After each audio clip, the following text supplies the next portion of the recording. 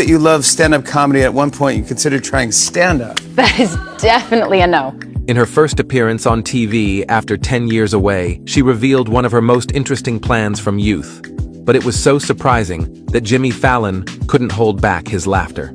First of all, is it true that prior to acting, you were studying to become a funeral director? Yes.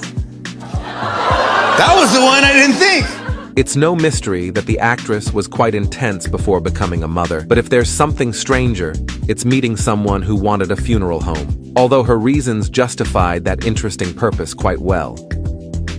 Doesn't it make sense, though? My grandfather, and I remembered thinking, this is not how they should be. This should be a celebration of life, and since I'm not afraid of death and I was comfortable with it, I thought this would be a great career path for me. Although acting was always her first option, it was important to keep options open in case of failure.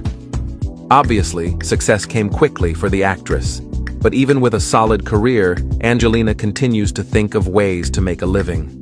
Some time ago, it was rumored that she would launch her own brand, which would be mainly luxury fashion, and even she herself was designing various garments and jewelry.